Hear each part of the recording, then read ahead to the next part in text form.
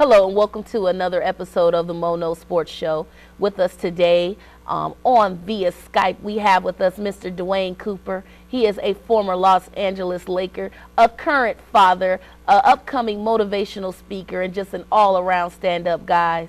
And without further ado, I'd like to introduce you to Mr. Duane Cooper. How you doing today, sir? I'm doing well. How are you? Fantastic. Well, I'm going to go ahead and get right into it because I know you have lots to do. If you could tell us a little bit about yourself and how you made it to the pros.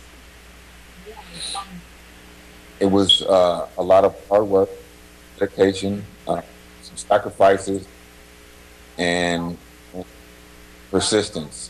I don't feel like I was the most talented guy, but I knew that I was going to work or outwork anyone else in my position or anyone that's the same kind of things that I was, or trying to make it. I just felt like I had something that was in me that that wouldn't allow me to quit. Okay. So I got there. One person liked me, and I was lucky, and I got drafted. Well, that's nice. If you can tell us, I know that you actually played for more than just the Los Angeles Lakers. If you can kind of share with us when you played and who else you played for. Well, I got drafted by the Lakers in 1992. I spent the full season with the Lakers. The next year, I played in Phoenix, where I got a start, and I ended up tearing my ACL. After injury, I played some years in the CBA in Oklahoma City, Omaha.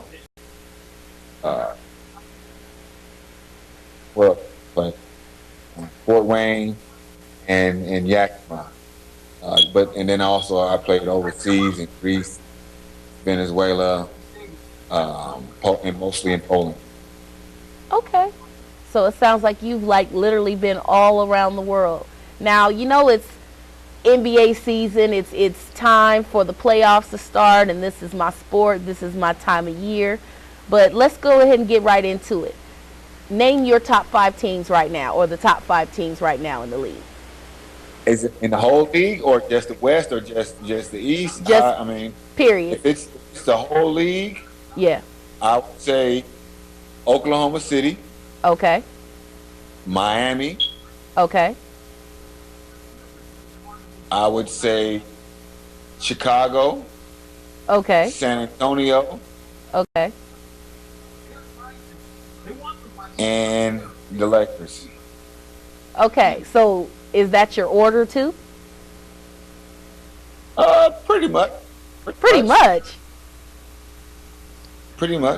Okay, so OKC is the best. I beg to differ. I would think that would be the Bulls. Now, I've never been a Bull fan, but you have to think how they were able to actually hold it down, minus D Rose. I mean, he's been out over 20 games, and they still were able to maintain the best overall record in the entire league. Now, he didn't have the best of showings against Carmelo, but it's his first game back after he's had 3 or 4 major injuries. So I just see him being a super duper triple threat in addition to the excellent squad that they already have. But that's just me talking.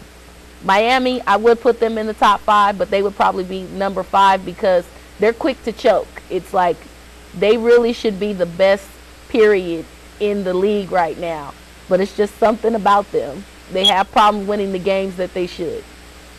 I'm just saying. Let me start with where you went with Miami and Chicago. Okay. I think that if you look historically at the NBA and the champions, outside of the 6 championships won by Michael Jordan and the Chicago Bulls, there has not been a team win a championship without a significant post player. True. Chicago does not have anybody. Carlos Boozer is not the answer. And if you live by the jumper, and you hear Charles Barkley say all the time, you don't live by the jumper, you die. So that goes to come. And I agree with their defense. I agree that their defense is good, but The playoffs, things get a little bit different. The Oh. popcorn smell is a little bit thicker. There's just so many different variables, and just because it slows down, now you got a full defensive team back on defense against Derrick Rose. Then he becomes a little less efficient.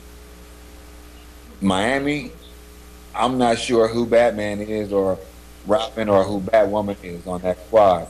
You have these three great players, but they haven't established a pecking order. And at times that becomes a dilemma. If someone has it and then if two guys have it, both want the ball at the end of the game, ends up being a bad mixture.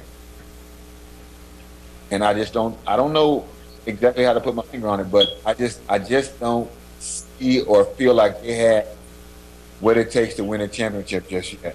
I have a question, though, because there was a whole lot of talk about Dallas. What happened to Dallas? I mean, they're not even in the talks of, I don't even really know the top 10. I mean, I know that they're ranked. They'll get a playoff berth, but what happened? Well, they had their best player came in and had some injury issues, and it's taking him a little time to get caught up as far as being in shape and being in sync with the guys. I think they expected a lot more out of Mara Oak. And so, and one thing that you're forgetting is, to me, helped them get over the top last year was Tyson Chandler. True. Because he was able to guard people and anchor their defense. Okay, let's talk here about who do you think is going to take the overall #1 seed or best record in the NBA? Oh, I think they're gonna launch that. Chicago's going to go ahead and take it. Yeah. Okay. So let me ask you that. Speaking of Chicago, do you really think that Rose is ready to make a serious playoff run with the Bulls, seeing as though he's been injured majority of the season and had a lackluster performance against New York on Sunday?